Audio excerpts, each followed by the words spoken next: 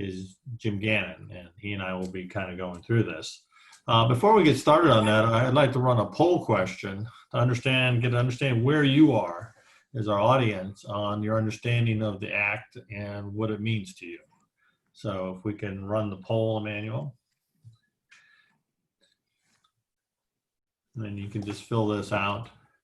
Emmanuel, he's our full-time employee working for and kind of one that keeps all of us straight behind the scenes on what's going on. And I appreciate everything Emmanuel's doing for us here. Makes Jim and I look good. So, which is a hard thing to do. Yes. So, okay, and we'll get to see the answers to this after a couple minutes here once you've filled that out. So, but my background, I'm a CPA. I worked for many years for the government, dealing with government contracting and on the private sector side. But I've always had a passion about this and educating folks and making them more understand all the financial pieces is important. So I run the financial stability. I run the financial education program. And so we'll be talking more about what we do at the end on some other opportunities you have to join us. So Emmanuel, do we have some answers on how we did? Oh, we got a mix. We got a few that have a good understanding and others that about 35% at least understand what kind of money they'll be getting. And then the rest of us, that's why we're here. And all of us want to know a lot more, and Mr. Gannon, Jim Gannon, he's going to help us out on that today. So with no further ado, I don't want to get in the way of Mr. Gannon. I'll let him introduce himself. He's also retired and very, very knowledgeable. And I turn to him with some of my questions I have. So Jim, I'll turn it over to you. Great. Thank you, Scott, and good afternoon, everybody.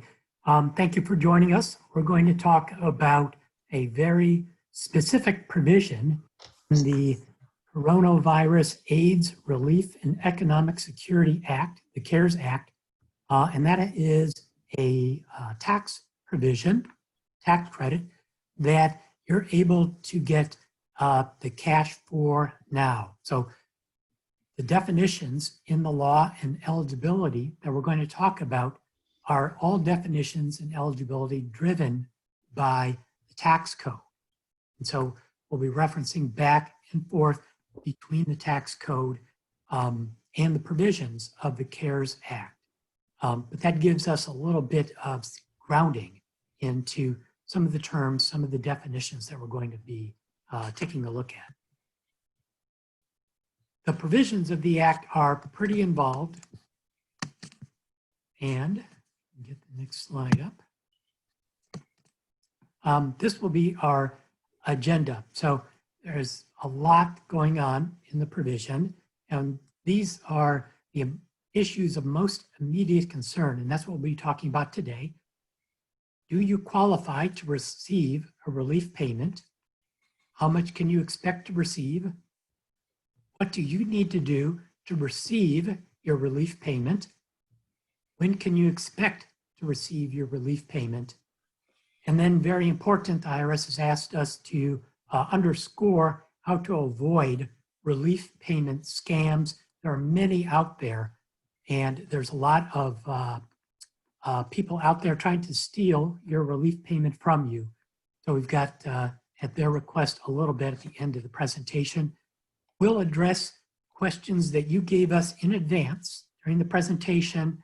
Also, if you have questions during the presentation, if your speaker here doesn't do a good job explaining, you can send a question and we'll try to get to that as well. So thank you for your questions. Do you qualify for a relief payment? The CARES Act provides that every eligible individual who is either a United States citizen or a United States resident is eligible to receive a payment. So this is important here, the very first definition. An eligible individual can be a U.S. citizen or cannot be a U.S. citizen so long as they are a U.S. resident. Again, that is a tax term. That means somebody who's lived in the United States for most of the year. So if you are not a citizen, but you've lived in the United States for most of the year 2020, then you are eligible. So hopefully that's clear. You do not need to be a citizen to receive the payment.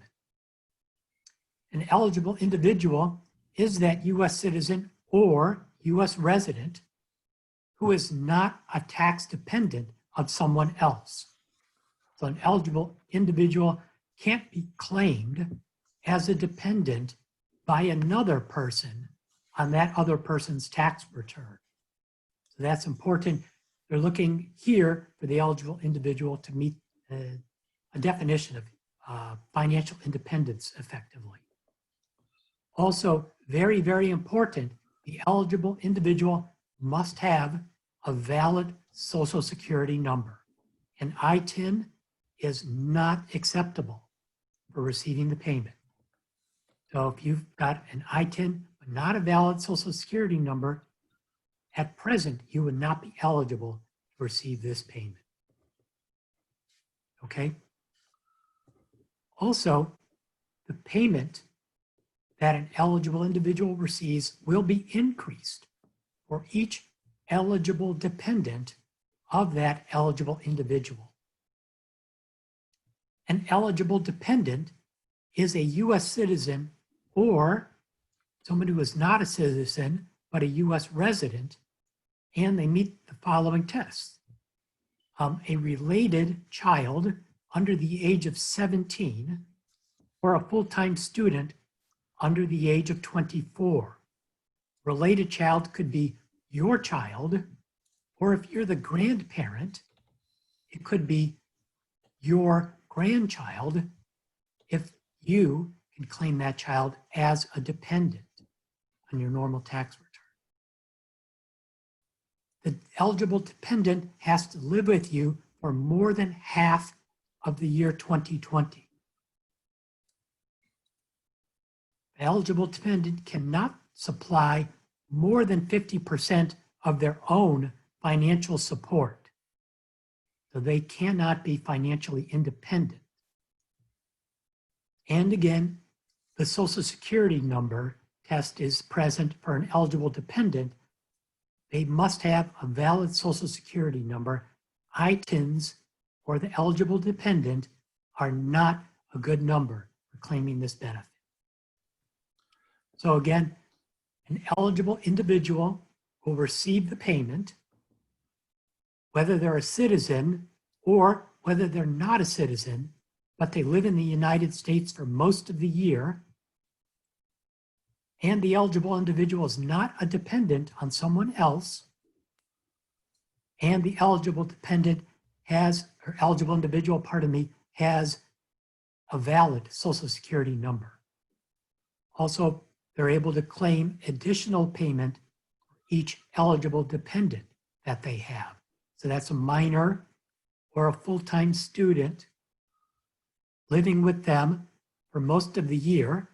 A full-time student who's, say, away in college is considered to be with you during the time they're in college. And they're not financially independent, which is 50% of their own financial support. And that person also must have a Social Security number.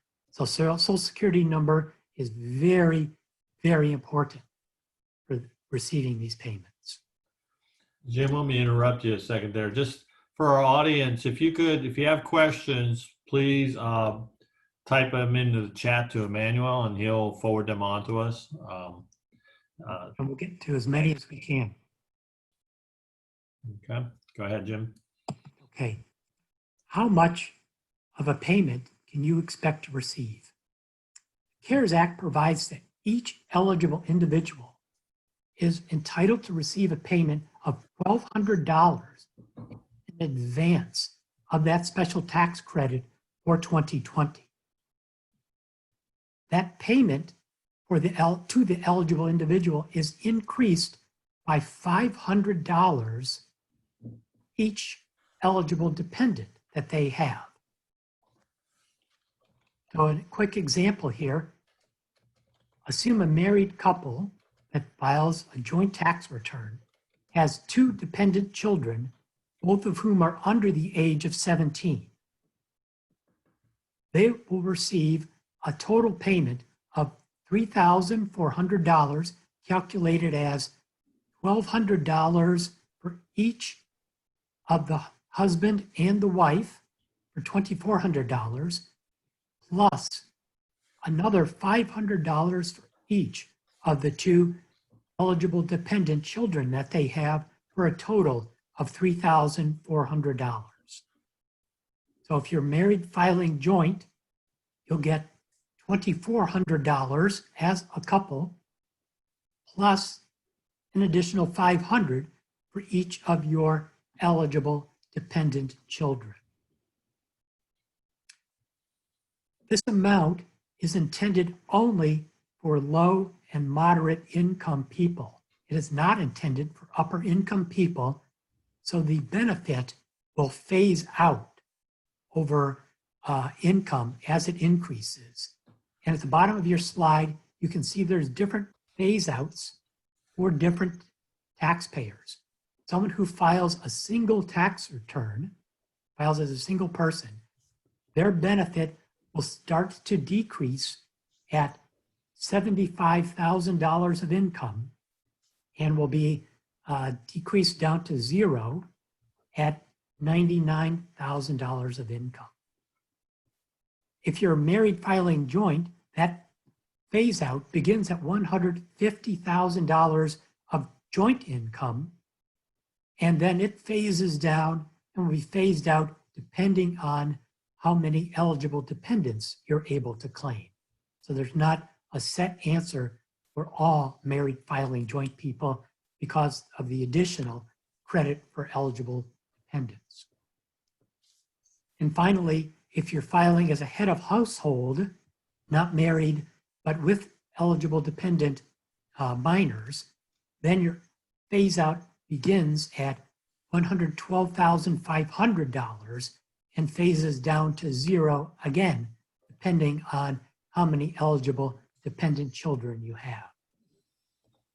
So again, summarizing, $1,200 for each eligible individual, increased by $500 for each eligible dependent, and then phased down based upon the amount of income that you have.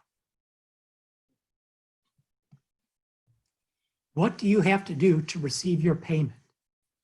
And the answer for most Americans is nothing.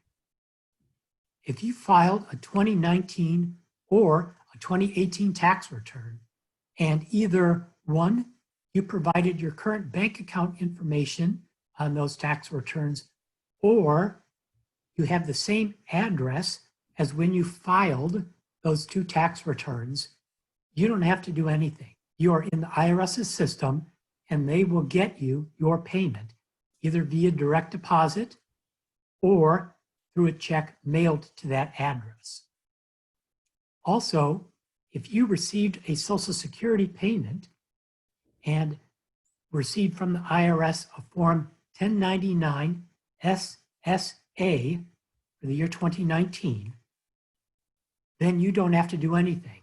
And a Social Security payment is Social Security old age income, Social Security disability income, and railroad retirement income also. So if you're one of the participants in the Railroad Retirement Fund, any of those, old age income, disability income, railroad retirement income, you are in their system, and you will get either a direct deposit or a check in the same manner that you received your government payment.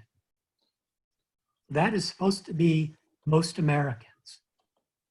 However, if you did not receive a Social Security payment for old age or disability or a railroad retirement fund payment and have not filed a tax return for 2019 or 2018, or you did file the return, but your address has changed or your banking information has changed, then you may have to file a return with either your current mailing address for the mailing of the check or your current direct deposit information, but only if you choose to have your payment directly deposited into your bank account.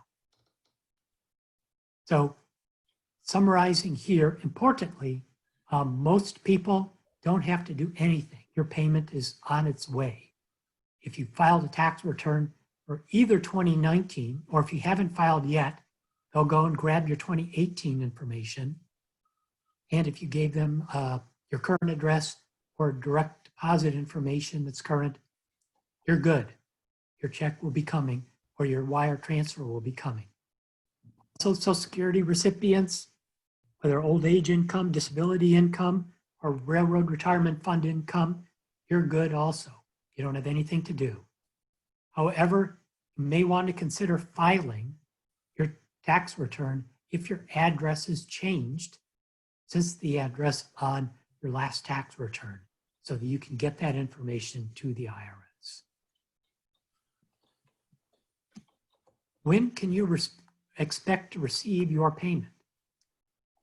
Earlier this week, the Treasury Department said that they will begin mailing and making direct deposits of the relief payments within 2 weeks. So that will be around about Monday, April 20th, give or take. I mean, we're talking government time here. So, but probably you can start expecting that a week from this coming Monday, payments starting to show up.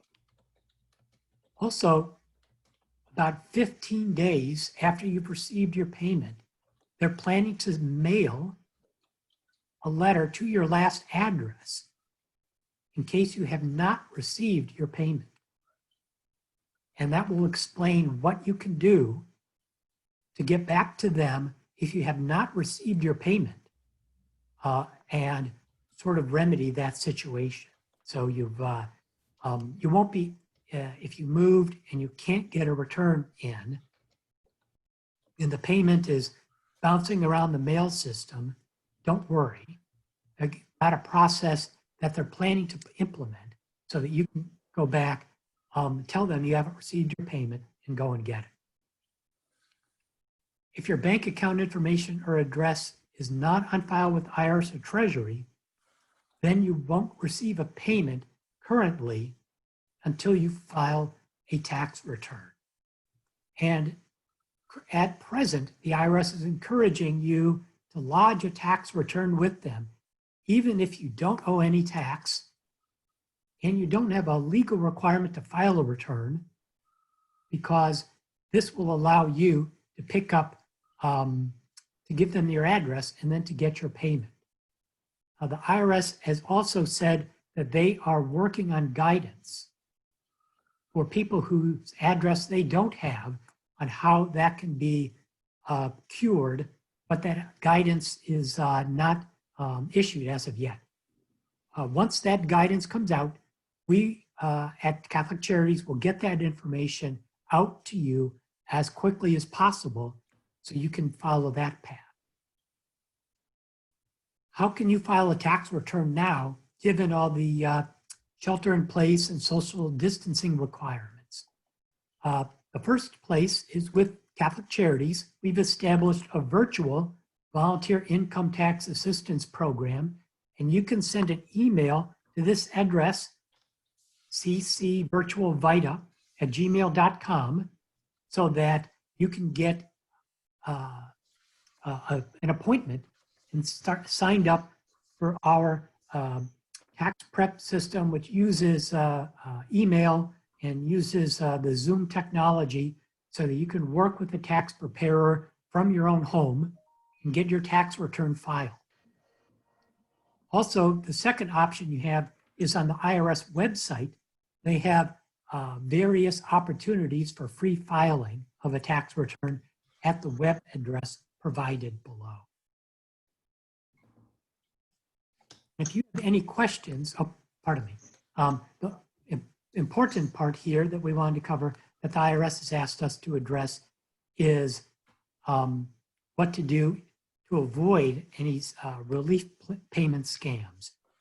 There's been lots of public information out about people attempting to steal your relief payment. And the IRS has warned people, and they got at the address in the first bullet some news release warning about these different corona virus relief scams that you should make yourself aware of. But be aware that neither the IRS nor the Treasury Department will ever ask you to give your bank account information by email or text or over the phone, nor will they ever ask you to provide your social security number. They got your social security number, so they're not going to ask you for that. If you do receive any email, text, social media scam with respect to your relief payment, they're asking that you send that information as much as you can to them at the phishing@irs.gov web address, because they're trying to collect and then stamp out all of these scams before they get too widespread. If you've got any questions that come up, then feel free to send an email to our email address at FSN Financial Stability Network at cc-dc.org. Yeah. We're going to try and answer some of the questions. We've got a few questions that have come in, Jim. The first question is, my baby boy was born in January of 2020. Will I receive the $500 payment for that baby since they weren't in last year's tax return? Right. And so for that child, so a child already born or a child actually that you expect to be born before December 31st, 2020, they won't be in the payment you get sometime later this month.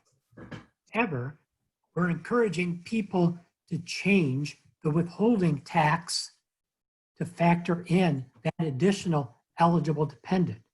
So for a baby born anytime in 2020, you'll be able to claim the $500 on your tax return, and you can start to get that cash in your paycheck now by going to your employer or your employer's HR website and putting in a new IRS form W-4.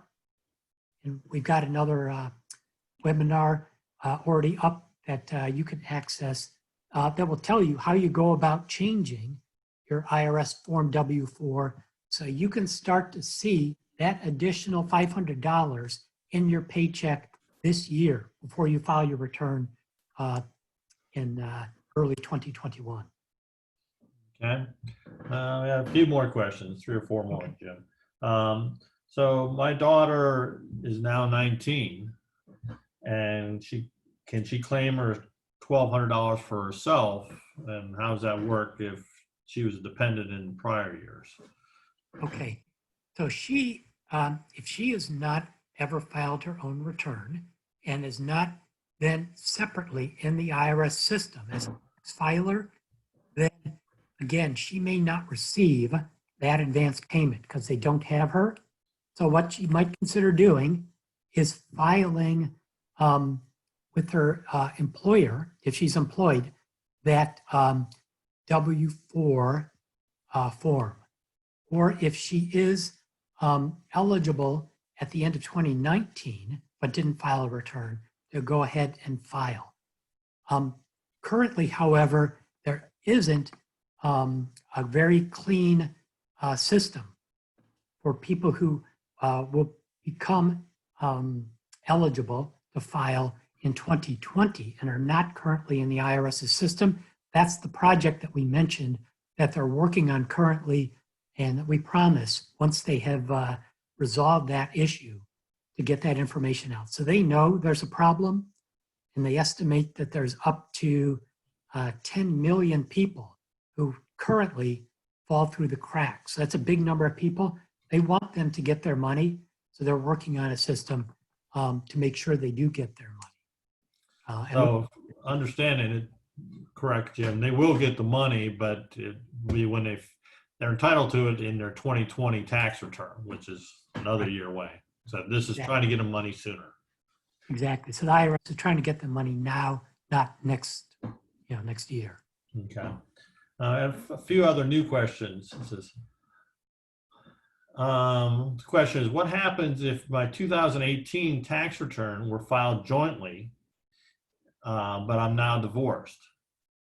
I don't know if you know that. Should I file out my 2019 taxes single now to be able to receive the payment? Yes. So you should, because the IRS, if there isn't a 2019 tax return, the IRS will go back and look at the 2020 or 2018 tax return. And they'll mail the check or deposit the check based upon that information. So I would say it's imperative to get that 2019 tax return in. Now, there is going to be that letter that they'll send out to people. If you've got, if you didn't receive your check the 15 days after, with directions on how to cure the problem. But you can try and get ahead of that by quickly filing your return with either that Catholic Charities virtual Vita process or one of the options on the irs.gov website. Okay. Next question. I am married, but my spouse only has an ITIN. I make slightly over $75,000. Does this mean I'm not eligible? No, you can file married joint with someone who has an ITIN and you are eligible, but unfortunately, as long as your spouse has an ITIN, they are not eligible. Now, one thing that's, we mentioned very upfront, this is a 2020 tax credit.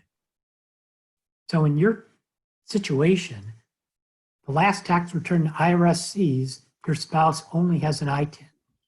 So the advance payment will only be for $1,200 because you had the Social Security card. If your spouse is able to obtain a Social Security number sometime before December 31st of 2020, you'll be able to claim $1,200 for your spouse when you file your tax return, because the requirements to obtain the credit have to be met on December 31, 2020.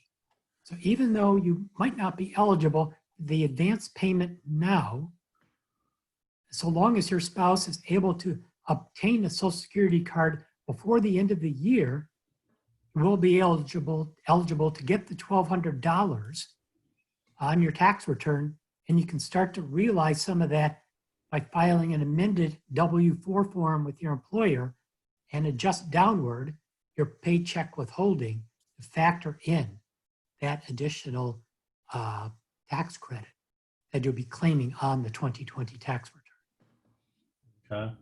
I think that answer may apply to this next question. What if you filed in previous years and only owed? Then they won't have your bank account. So Then they'll send a check via mail to the address you put at the top of page 1 of your 1040 tax return. And so you'll have to take the check and deposit it with your bank. if you owe taxes, does this money go to paying your balance of the taxes, or will you still receive the check? They've said that they will not apply it against a tax balance, that they will send the check out. So you won't get to reduce your tax balance by this amount if you get it in a check. But they've said they're not going to grab the check and hold it to apply against a tax balance you otherwise owe the IRS, because they understand we're in an emergency situation and they want cash out the door. Okay. So talk about the Vita program a little bit, and the thresholds is if you make greater than 55K or whatever, are you eligible for do the Vita program you talked to for your tax returns? So what the Vita is, it stands for Volunteer Income Tax Assistance. It's an IRS-sponsored program that Catholic Charities participates in. And for a person to be eligible for the program, since it's targeted generally at lower income people, the maximum household income is $56,000 for 2019.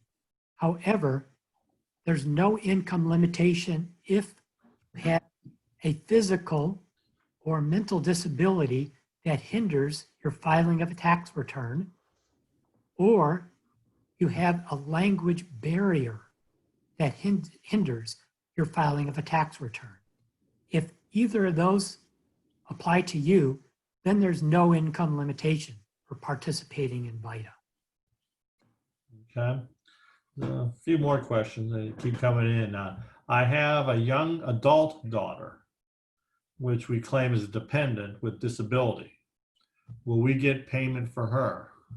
Yes. Okay.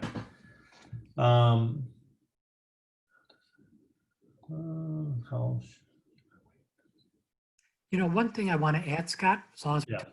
that, if you receive only Social Security income, whether it's old age income, disability income, or Railroad Retirement Fund income, and because that is tax-free income, you do not file a tax return, and you have a dependent child, like say an older child who has a total and permanent disability, that is your dependent.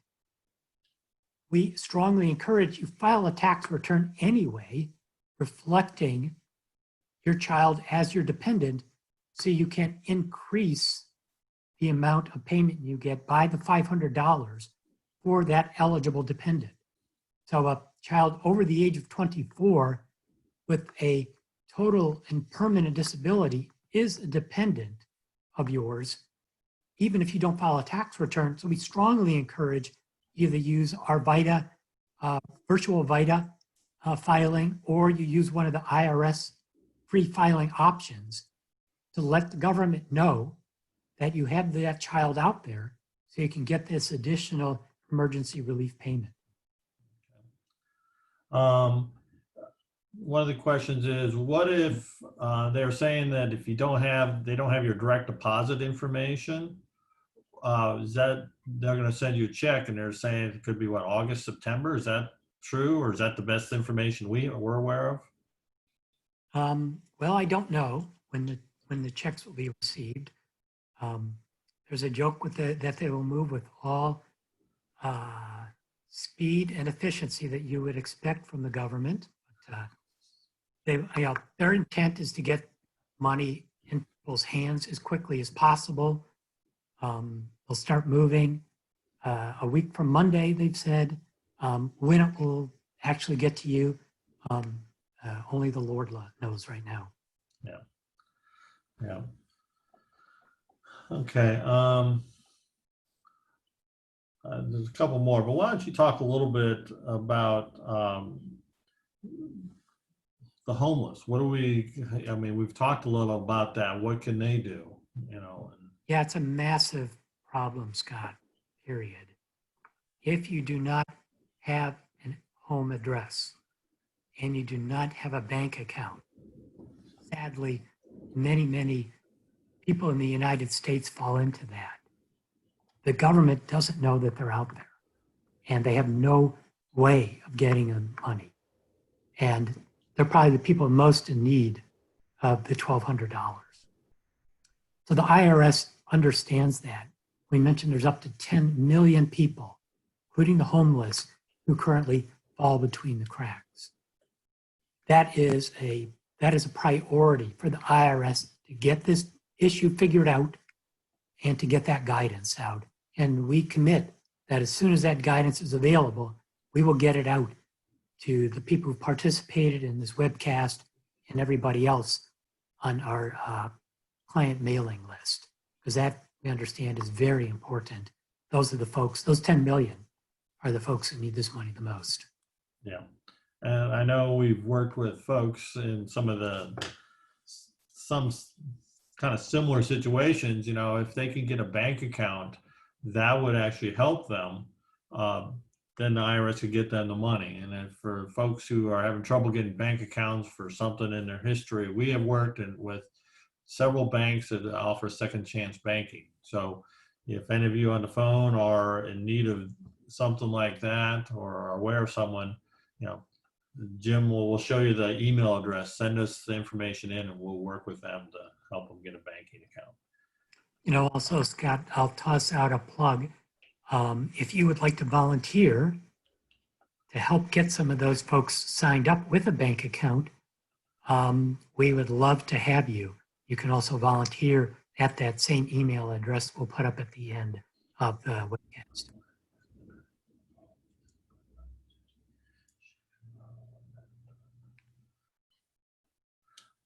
This is a follow-up question. The one, Jim, we talked about with the disability. They are claiming the child with disability. Even if they filed a tax return 2019 and they already claim her as a dependent young adult with disability, should she file an income tax return? She does receive a Social Security SSI. If your child is your dependent, she's not an eligible individual who can claim the $1,200. Okay. Only be an eligible individual like you are to get the $1,200, or an eligible dependent of an eligible individual. And if you're a dependent of someone else, you don't get the $1,200, but that other person gets the $500. Okay. We've got 2 or 3 questions. They're all kind of related. That they are looking at, oh, if I'm not entitled to the, and you and I talked about this earlier, that entitled to $1,200 and I have to pay back, and this relates to this is all ties to our 2020 tax return, which we'll be working on a year from now. Tell them what we talked about earlier. I mean, do you have to pay it back? And I mean, I know that you said it's a whole course on itself. Right, exactly. So it makes my head explode thinking about it. So we're not going to go into tremendous detail, but remember, this is a tax provision, and it's a credit, which is a dollar per dollar reduction of your tax bill for 2020. If it turns out that you got a big pay raise in 2020, congratulations, number one. Number two, if that makes you ineligible for the credit because your pay raise was so big, that will get taken care of on your tax return. So everybody's going to see this credit for $1,200. And if you're not eligible for it, then that will not be a reduction to your taxes. So if you receive the payment, you'll pay it back when you lodge your tax return at April 15, 2021. And the IRS has said, not the IRS, Congress has made it very clear that that amount is not going to be subject to any penalties. This is not like, normal underpayment of taxes is subject to an underpayment of tax penalty. This amount is going to be subtracted from the calculation of any penalty you might owe, because again, they know that this is kind of a blunt instrument. They just want to get cash out there now in the middle of this emergency, and then they'll figure it out when you file your tax return. And if you got a check and you're not entitled to it, then you'll give the money back, but without the IRS penalizing. Okay. Question, I don't know if you know this, the married filed separately.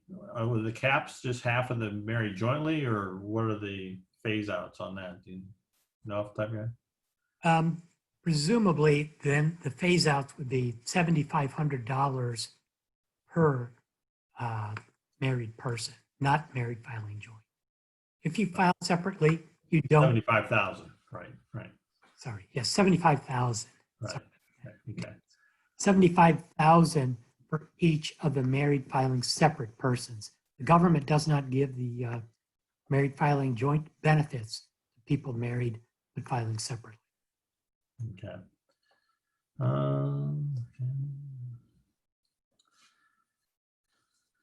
We've got a few more questions, but I think we're getting close to the end of the time, and I wanted to cover a couple of the things. I want to talk a little bit about our FSN program for those of you joining us today.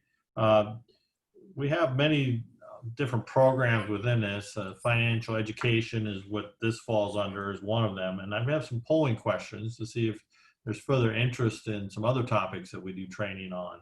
So Emmanuel, if you can put up the polling question too.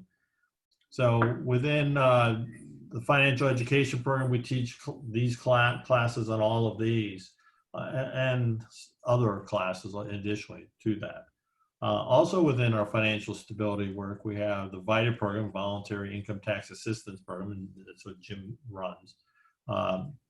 And we do several hundred tax returns, and we keep expanding, and our numbers keep going up dramatically every year, and we can continue to work on improving that program. And what Jim's been able to do is this virtual income tax preparation. I mean, we went and he got approval from the IRS, and it's one of the few in the area. So that's a huge deal. And for the lower income folks, that's available. We also have a third program, which deals with if you need coaching or mentoring on a specific issue, or just to help get your finances, available, worked. You can reach out to us, and we can help you get set up, and where you can work one-on-one with somebody to help you. So Jim, you want to pull it up that, well, Emmanuel, go ahead and put up. So as a last polling question is, what time of day would be the best for you if you were interested in the training? So if you can answer that, but we'll let you answer that. And then Jim will put up our email address again. And then we will try and go back, and there's a few questions we were not able to get to, but Emmanuel, you can take that one down so they can see our, there we go. And we'll try to get back to you. And if we don't get back to you, send your questions in there. We will definitely get back to you and try and answer your questions. One of the challenges for us is this is evolving, it continues to evolve with the IRS every day. And so we will do the best we can to answer your questions. So I want a special shout out to Jim.